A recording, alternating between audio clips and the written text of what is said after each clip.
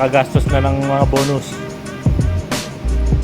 Ito ang mga nabili namin dito sa Madrid. Madrid.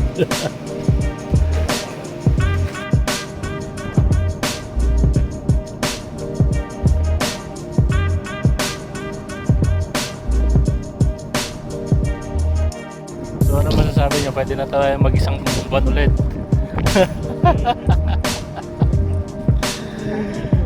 So, nakakita ulit ng lupa. Isang buwan ulit sa offshore.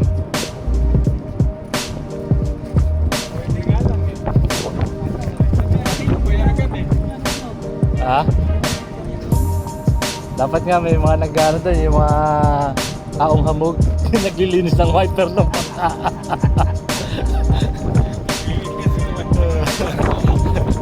Tapos yung mga sigarilyo. Boss, sigarilyo, boss, sigarilyo.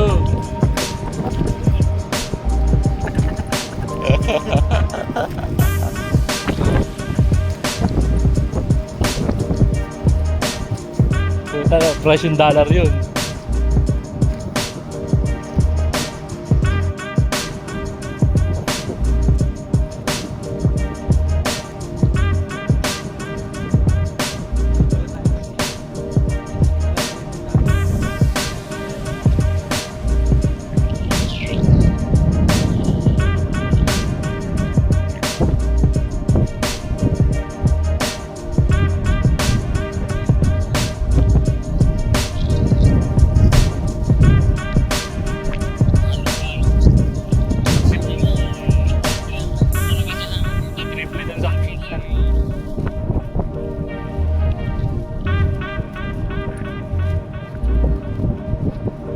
Doon kami naka-parking. Lapit lang eh. Yung mga kasama ko, taga-puna sa bintana. Ito po ang ano, richest guy sa Cebu, pero ang trabaho niya po actually tiga sangkalan ng barko.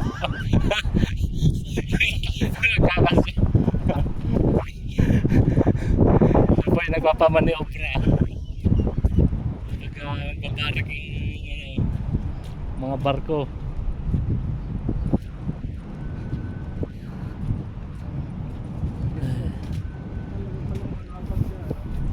Ganda sa farm yan. Yan yung ginagamit ng mga ng ano eh, yung manok. Yung mga Itlog. chicken coop. Ay, mga ano. Ay, mga rolling cage. Pagka Try ito. naubos yung damo, lipa. Malinis din yung mga insekto, wala akong kinakain.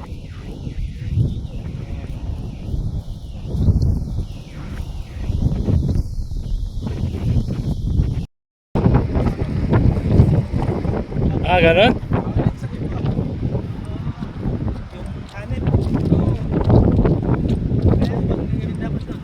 Dapat i-ano mo muna pala, i-hugasan mo muna, tapos ibilan, tapos sanitize bago tawin. So, Magastos pa. ayan po mga kabayan, naririnig nyo po kami mga OFW na naglalayag. Ang mga pinag-uusapan is farming. Paano Oo. paano makapagtanim sa dagat? Main topic namin pala is farm. Yung seaweed at saka mga talaba ngayon at saka yung lobsters mahina na sa amin eh. Kaya pinag-iisipan baka palay pwede. Yung mga nakalutang ng palay. Oo. Humina na sa amin yung ano, dati may nagpa-farm ng lobsters, yung mga seaweed.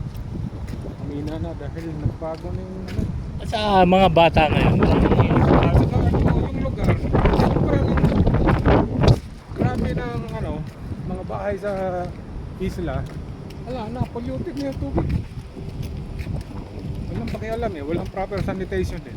Oo. Marami nga doon sa ano, kaya mabilis silang dumami doon dahil habang tumatae, bangka lang ang pagitan, doon na nagkukwentuhan noon, sunod nagkakaligawan, asawahan na.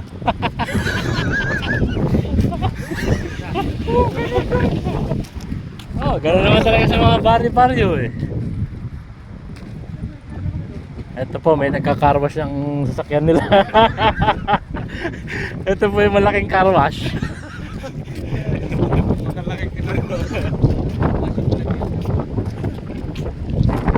Ganyan po ang mga sasakyan namin, ano? So, yung nagka-carwash lang. Nadumihan, nag-off-road kasi. Hindi pala off-road, off-sea. So, balik na kami sa parking area namin kung saan kami nakapark. Ayan po, kung makikita nyo yung aming sasakyan, yung kulay blue.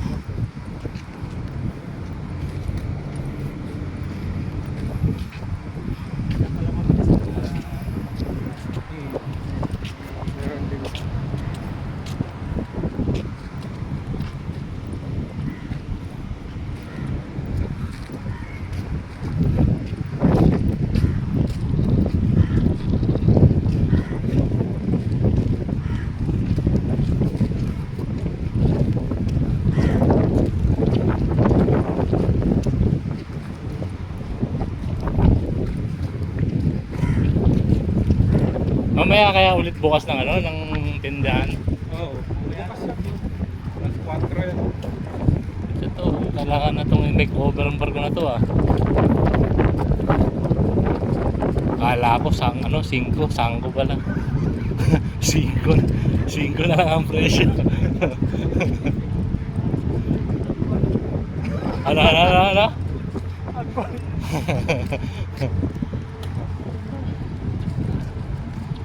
Ito.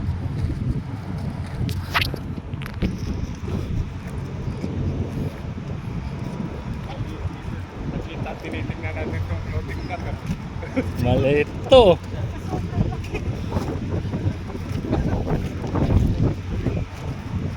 May mas malaki pa dyan. Ano?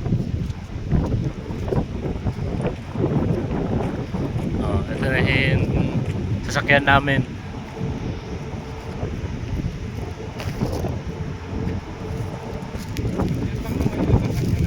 Ah. Medyo nadumihan na nga eh.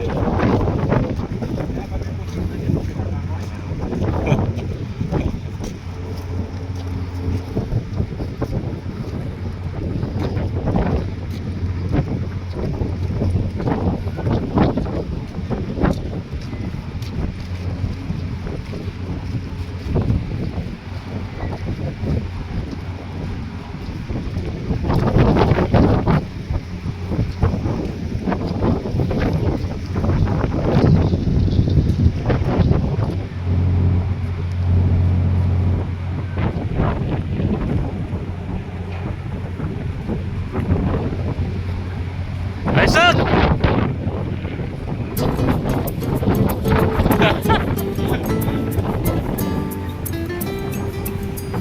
So, akit na muna kami.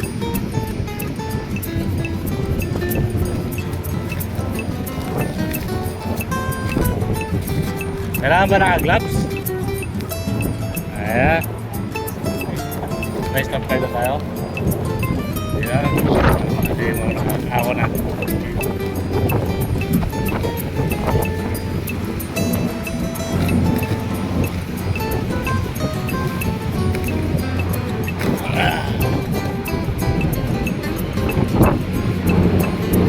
Ay, balik sa kulungan. Ayun lang.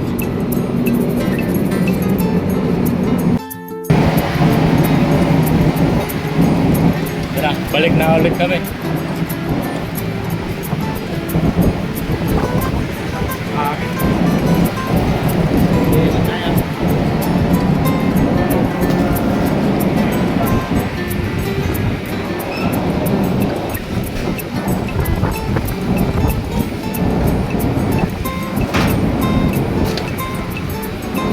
Naligaw ka agad. Parang ang tagal na wala.